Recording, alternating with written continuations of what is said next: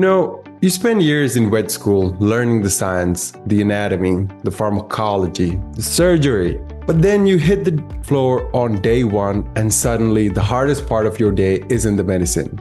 It's the client crying in room 2, the schedule falling apart, and that voice in your head wondering if you're actually cut out for this. Welcome back to the Veterinary Business Podcast. I'm your host for this session, Adeesha.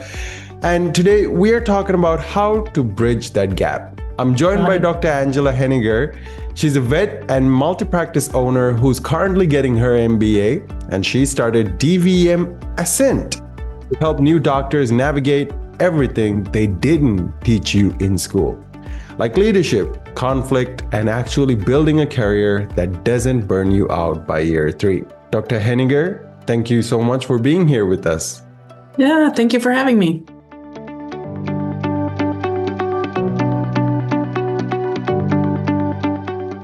Many new veterinarians enter practice with strong medical knowledge but still struggle with confidence.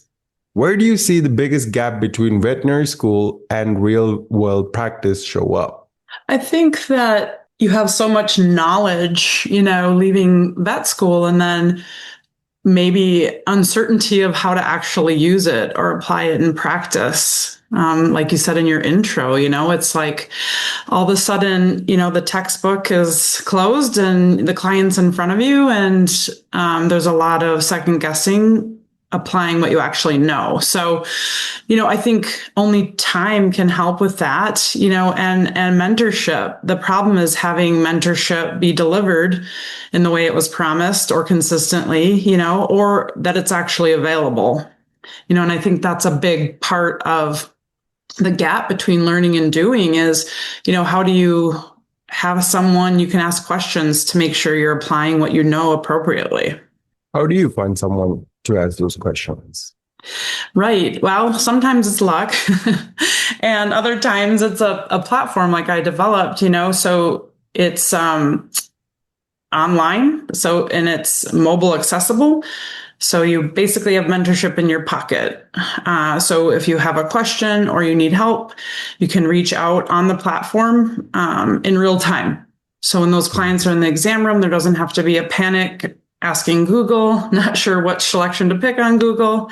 We have peer groups, mentors in the app where you reach out, you get answers to a question, and then hopefully that is the goals that leads to confidence, that repetition and that day-to-day support. Now, do you believe confidence is a personality trait, or is it something that can be tracked and measured? Yeah, I think in my MBA, they taught us, you can't really change intelligence or personality.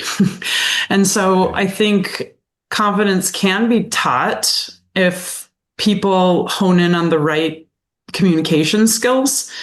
However, you're never going to change somebody's personality. And a lot of veterinarians are introverted, right? And so this having client interactions constantly can be empty their tank really quick, right? And especially when you're having these, conflicts arise, with upset clients, emotional clients, you have to have this emotional resilience to avoid burnout. And some people's personalities, aren't equipped to that. And that's where, certain skills come in to really help them. It doesn't mean you can't be a veterinarian if you're not the best. It just means you need more practice, right? And so we're developing labs, interactions where people can do communication practice in real time.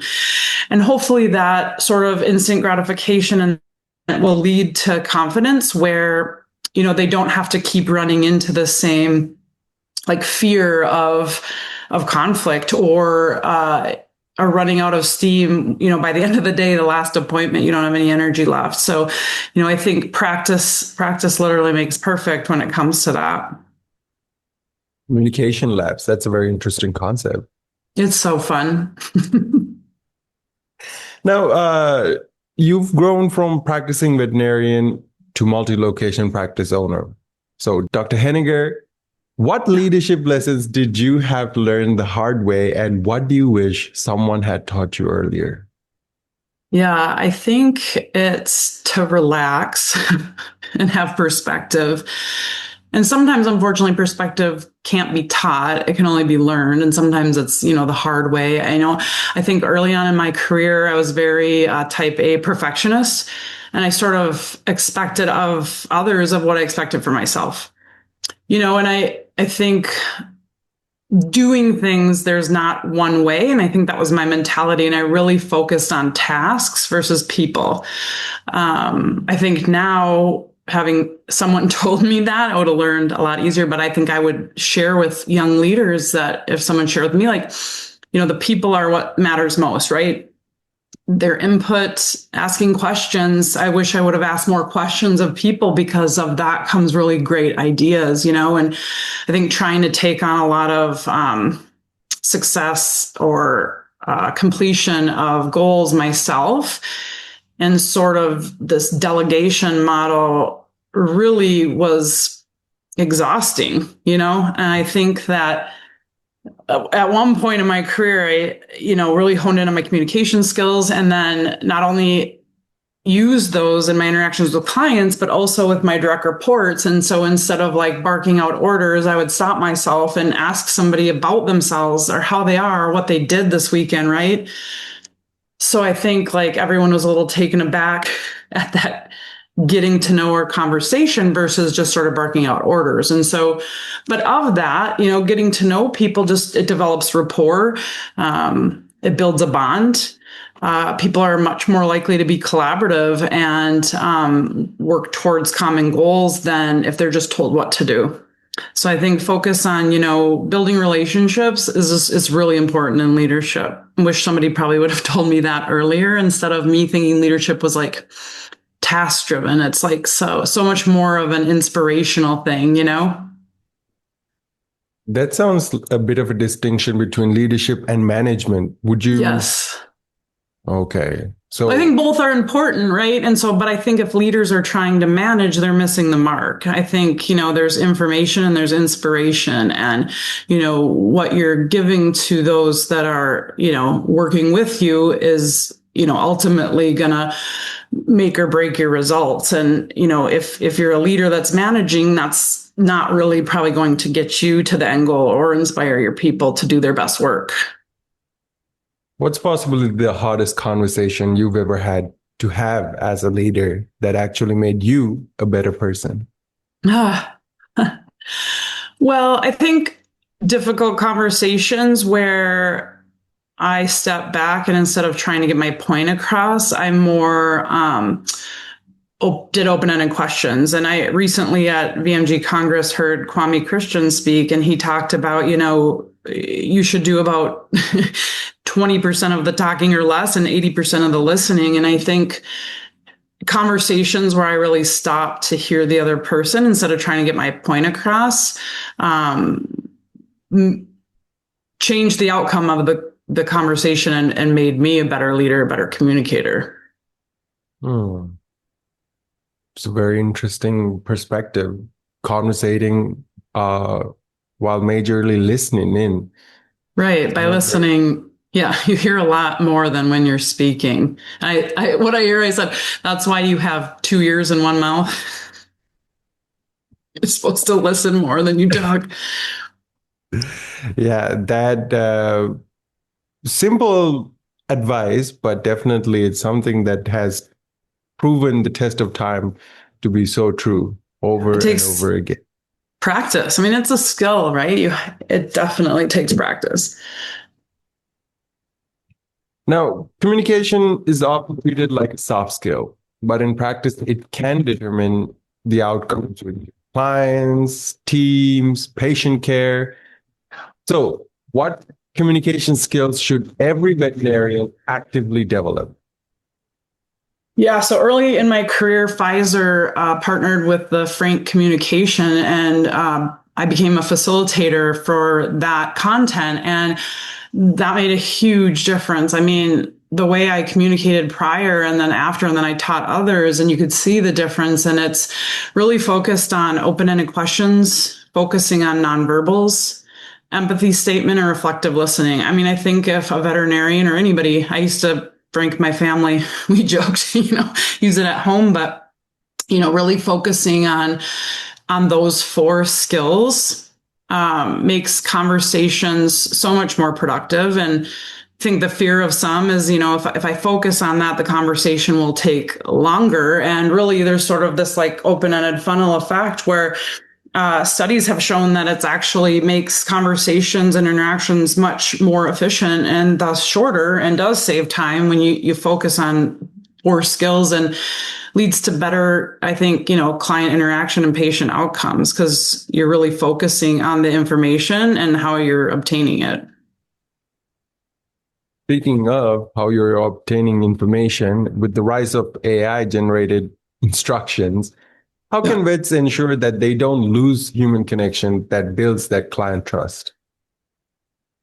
Yeah, I mean, I think really, without getting political, keeping that veterinary client-patient relationship in-house and in person, I mean, it really does need to be where our relationships are built with our clients face-to-face, with the pet in the room. I think AI is a great tool for efficiency. And, things you used to have to look up or type are really at your fingertips now, and saves your AI scribes recording conversations and not having to type all your notes, and, utilizing things for client handouts where you used to have to type. It makes, you much more thorough, and the client much more informed. So I think using the skills while the patient and client are in the exam room is the important part, not replacing it. Being an MBA candidate, how has the business language of your degree changed the way you talk to your medical team? I think it's helped me put language and a framework to things I was already doing. And it's like, oh, okay, when, we're doing team building and the environment is, where people can find their purpose, do their best work, right? That's culture. Things like me putting a name to what we're doing and then communicating that to my team has probably been the biggest difference. I've really enjoyed putting a name to a face, probably, of what we're doing, than a face to a name. But so yeah, definitely, it's given me frameworks to lead much more intentionally. Okay. One last question while we hover on the topic is that frontline staff often feel vets overpromise to clients. How do you teach a vet to communicate boundaries without sounding dismissive? Right. So I think we try to set expectations in client-facing marketing, so what are hours of operations? What sort of interactions we'll accept and what we don't. We don't accept verbal abuse, signage, in our hospital, in the exam rooms, kind of, explaining if we're using AI scribes or things like that, So I think we try to inform our clients. And so then if somebody is emotionally charged, part of that emotional resilience skill is setting boundaries. So we're going to communicate respectively both ways. And the demand is going to be within business hours. Not going to be expected, to respond at 8 p.m. at night when we're closed. So I think really establishing criteria for care becomes really important with the clients, and saying to new veterinarians, like, it's okay to set boundaries. Like, there's no guilt in that, right? It will lead to less burnout, less compassion fatigue for sure. And then standing strong on that and speaking up for yourself if those boundaries aren't followed or respected. Thank you very much, Dr. Henninger. Now, I would like to pause here for a moment. That's such an important point, since communication really does shape so much of what happens in a veterinary practice. How clients understand your recommendations, how your team works together, and even how people in your community perceive the value of your care. And there's another layer to this. that many practice owners don't always have the time to step back and look at. How clearly is your practice communicating its value before a client ever walks through the door? Because you may have a strong team, excellent medicine, and great client experience, but if pet owners in your local market are not finding you, understanding what makes you different, or choosing you for the right reason, growth can still feel harder than it used to. Than it should. So that's why for a limited number of Veterinary Business Podcast listeners, Echo Marketing, our growth partner, is offering a complimentary one-on-one marketing strategy meeting. The team takes time beforehand to look at your practice, your local market, your online presence, and where there may be some missed opportunities to attract the right clients more intentionally. So if today's conversation is making you think about confidence, leadership, communication, and the future direction of your practice, this is a practical next step to get more clarity. You can go ahead and reserve your complimentary marketing strategy meeting at veterinarybusinessinstitute.com/MSM. I'll repeat that one more time. veterinarybusinessinstitute.com/MSM. Now, Dr. Henninger, I'd love to build on communication theme and move into something every veterinarian team faces at some point: conflict. So, conflict is unavoidable in veterinary medicine with clients, co-workers, leadership, and even amongst ourselves. So, how can emotional intelligence really help veterinarians manage conflict without burning out? Yeah, I think really honing in on, not suppressing emotions, but learning how to use them or communicate with somebody who doesn't have it. This is it a skill? I don't know, but so I really think emotional intelligence is something that you set boundaries and you hold to them. You don't suppress things, but you certainly don't lash out. So I think certain skills like learning how to respond versus react, learning to listen versus just speak, those are so important. I think if people really stay grounded in their convictions and what they're going to accept and what they're not, it leads to much more satisfaction, and sustainability. Speaking of learning to listen, do you have any tips for us? Counting, breathing. I think those are all important. And really in the communication I teach, it's like the power of the pause, right? I think sometimes people feel the need to fill the gap of silence, and sometimes that's okay just to embrace, a gap in the conversation. Okay. Now, given the high rates of compassion fatigue in 2024 industry reports, what do you think about emotional intelligence being a tool for the patient's benefit, or is it actually a survival tool for the doctor? Yeah, I think reacting, getting emotionally charged, and not focusing or having developed emotional intelligence does affect patient outcomes, right? Because ultimately, at the end of the day, if you're combative with the owner, the patient suffers, right? It's like they're the ones that aren't going to get the care.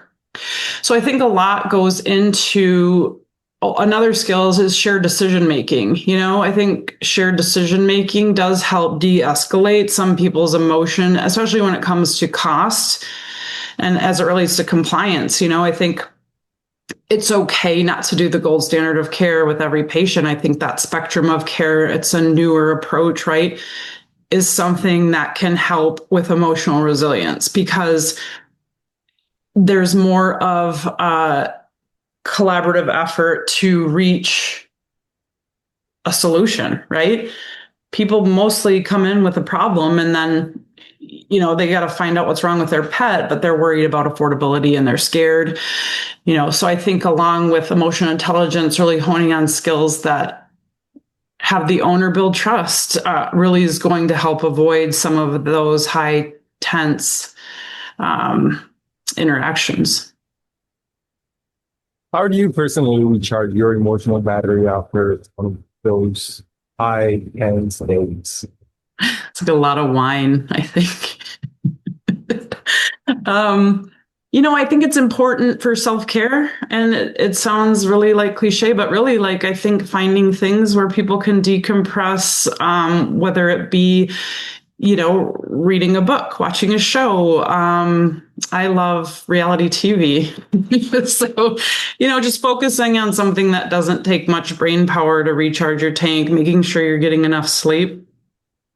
Meditation, I use the Calm app. I actually really like their programs. And the EMDR now, is supposed to just help calm people's nervous system. So I think, finding something after and putting the work to the side, not taking it home with you. I think that's also a commitment. So I think that self-care, I think, I try to do all those things. I travel.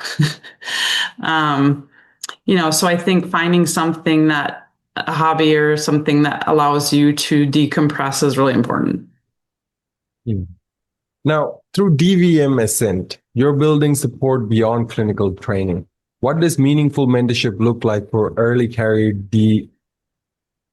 I apologize for this, Dr. Henninger. I'm having a bit of a mushroom out there today, and our editor is going to have a great time with this. So the early career veterinarian. I know what you're going to say. Allow me one more time to repeat that question for you. Through DVM Ascent, you're building support beyond clinical training. What does meaningful mentorship look like for early career DVMs, and how can practices create environments where young veterinarians actually thrive? I think being really intentional with what their first 6 months is going to look like. I think having a plan from day one, we create a 90-day checklist that the mentor-mentee work with together. We have skills that are interjected in a new graduate roadmap. It actually lays out their first year. First things to focus on in the 30 days, 60 days, 90 days, what programs to use, what to pop in your groups and talk about, being vulnerable. I think really creating a safe space with an intentional, structured format that allows flexibility in and out, right? Because we're not expecting perfection in the process, and it has to be fluid. So I think people setting up a schedule, somebody said, what should we do with this new grad? Just throw them into rooms. And I'm like, oh my God, no, that's like the worst thing you could do. I think watch one, do one, teach one. Having a structure like our new graduate roadmap, 90-day checklist, those are all important things to set a new graduate in particular up to be successful for sure. You mentioned they're being vulnerable. What do you mean by that? Yeah, so I think there's a lot of, like you said in the beginning, even second guessing, imposter syndrome. Like, am I really doing this? Am I really qualified to do that? So I think there has to be the vulnerability piece where you feel okay asking questions. I think a lot of people will start to feel shame in not knowing. And so I think it's important to have a safe space. That's why we created Ascent. It's something that the members can drive their own success by using the resources and the people. And it's a peer-to-peer mentorship. It's experienced veterinarians, and it's a place to be open and honest if you don't know and not get any toxic feedback. So long answer short, I think vulnerability means you feel comfortable not knowing. You feel comfortable instead of shame in asking questions, and multiple questions. I think some people are like, oh my God, I already asked 5 questions today. It's like there's no question limit, So, so I would say that's what vulnerability means to me is just being open and honest and transparent with either how you're feeling or not knowing. Okay. So, Dr. Henninger, just to wrap things out over here, if you could go back to your first day in practice and give yourself one piece of advice about your future, what would it be? I would say don't be afraid to ask questions, know where to find the answers, and just know that sometimes confidence only comes with experience and that only comes with time. So don't focus on being perfect. Focus on your purpose, why you got into it, your why, being progressive and learning and building those things every day, and not putting pressure on yourself to be perfect. I think that that's the biggest thing that can create a lot of stress and burnout is that, drive for perfection. I think just focusing on one skill at a time and developing confidence over time and not being afraid to ask for help when you need it. Dr. Henninger, how can our listeners get in touch with you? So our website is dvmascent.com. They can reach me at email info@dvmascent.com. So I'm available on the platform or by email to answer questions about the platform or just help. I'm a mentor, obviously, on the platform, and I'm in the groups. So I respond to cases and things like that. So. Dr. Angela Henninger, thank you so much for joining us today.